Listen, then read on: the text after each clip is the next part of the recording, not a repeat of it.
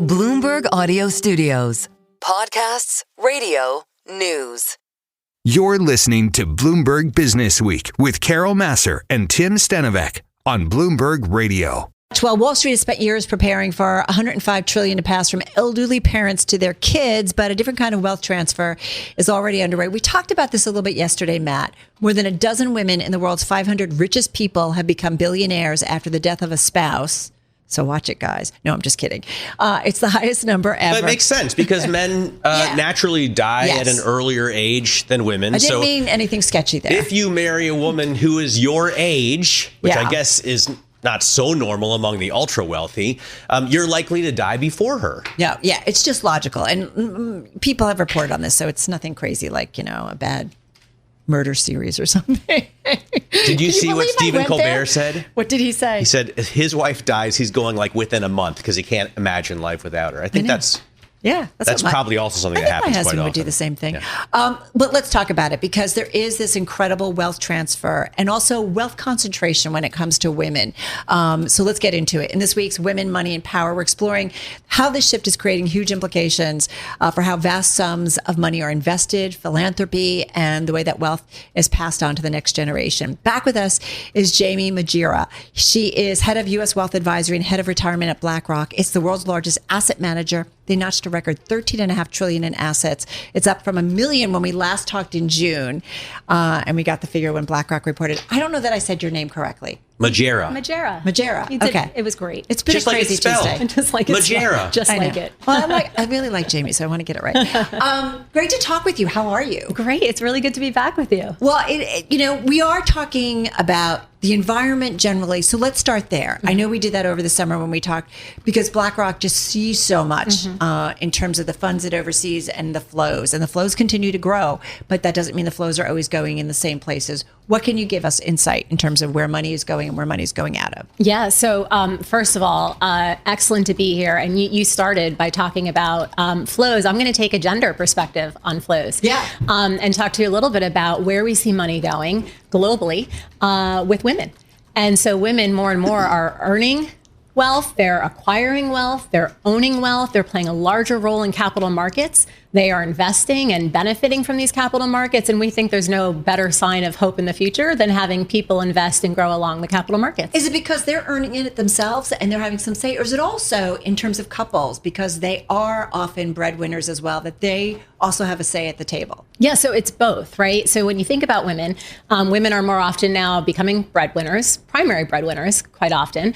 They're also contributing to household along with their spouses.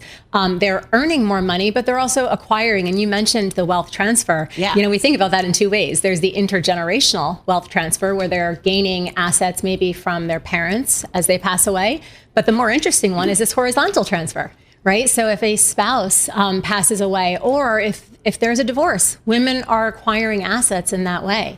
And they need financial advisors to help. They're reshaping the industry. And women have just not been served in the way they need to be served in the past. We think about that, right, with Melinda Gates. Yeah. We think about it with, Jeff Bezos. No one died in the Gates couple. But I'm just saying there was big divorces. Oh, I got you. All of a sudden you had significant players, certainly in wealth overall, but also in philanthropy. Yes. Actually, Cerulli estimates that globally, $124 trillion will change hands in this silver tsunami. And then their current forecasts are that 54 trillion will be passed to spouses first before it goes down another generation. So 40% of those spousal transfers will be to women. So this is what Sally Krawcheck calls the feminization of wealth. And the idea is that the important idea, I think, here for your industry is that when women get hold of this money, they often don't stick with their same wealth managers. They often say, you know what, I'm going to go with someone else now. So what do you do if you want to get hold of a piece of that pie? Yeah, so maybe I might even just dimensionalize what you mentioned, because I think about it in percentages. So today, let's call it women responsible and controlling 30% of the world's wealth. That will be 50% by 2030. That will be 70% by 2070. So these are big numbers. Pretty amazing. Big numbers. Yeah. And women, as you say, they do things differently, right? And they want to do things differently. And oftentimes when they're getting a hold of this wealth, right, when wealth is passing to them either through their parents and family or through their spouses, they want to do it differently. They want to be served differently. 70% of women leave their husband's financial advisor after a divorce or a death within 1 year. Wow. 70%. Why is that? Because they oftentimes felt not heard, not part of the conversation, not at the table and making decisions. You know, there's a lot of misconceptions around women, right? People think women aren't engaged with finances. Just not true. A third of U.S. households have women as the primary financial decision maker. People think women or call women perhaps a bit risk averse. Well, that's what I wanted to ask you. Are women risk averse? Like, give me an idea when you're talking about investments. I mean, we've been thinking about the AI trade or private assets. Are they risk averse? So we did a study. I hate to make generalizations, but I'm curious if there are any. True. Yeah, so not a monolith, right? Women are very different. All my friends are different than me. We all do different things and need different things. But generally speaking, we did a study with 2,500 female investors. When we talked to them about their risk tolerance, the majority of them were actually moderate to aggressive because they saw the power of not just gaining wealth through working or through transition, but actually gaining wealth through the capital markets, right? Investing in items and securities and portfolios that will actually help them grow their portfolio. Private markets is a great example. Again, for a financial advisor to play that role and help and coach and guide a woman in how she thinks about her portfolio across public and private.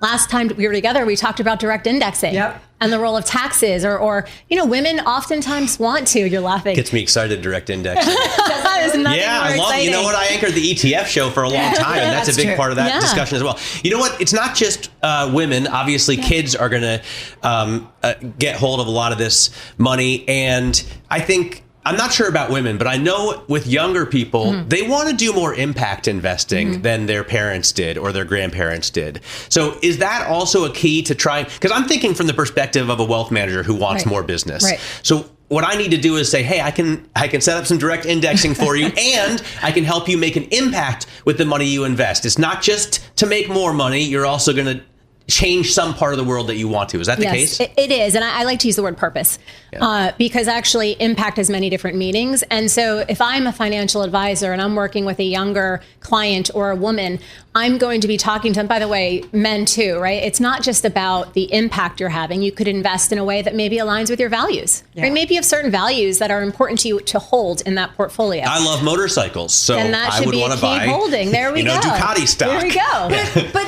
I often wonder about that because, if you care about the environment, but if an investment doesn't pay, are people doing that because they believe in it, but it may not return as much as something else? I'm going to give you an answer that will be terribly unfulfilling. It depends. Okay. Right? So there are people, and by the way, let's step away from the portfolio for a moment and say, what about philanthropy?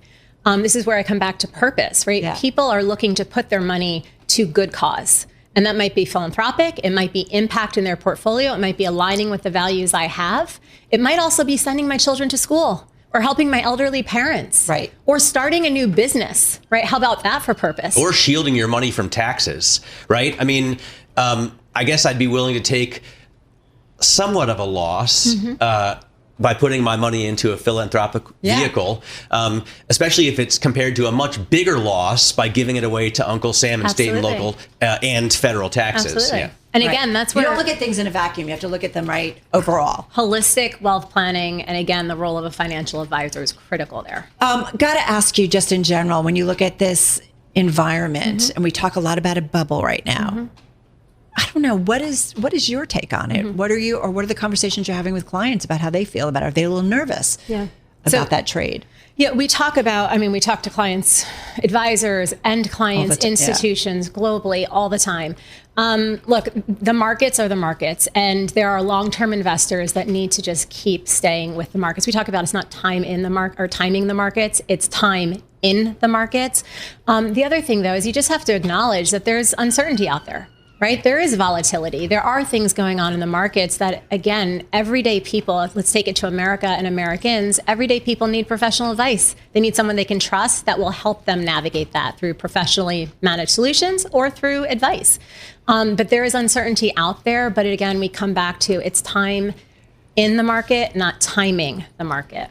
20 seconds, Jaime. I mean, are more people feeling comfortable putting money to work? Or are they, after kind of a nice bounce from the April lows, or they're like, I'm good, I'm done, I want to be a little bit more conservative? Just quickly. No, we are seeing flows into portfolios in ways that are across. As I said, BlackRock was up $1 trillion since the summer we talked. We are having the best conversations we have ever been having with financial advisors, institutions, and wealth managers across the world. People are very interested. Okay, yeah. Good. Jaime, thank you so much. So glad we got some time. Jaime Magyera, she's head of U.S. Wealth Advisory, head of retirement over at BlackRock, joining us here in studio.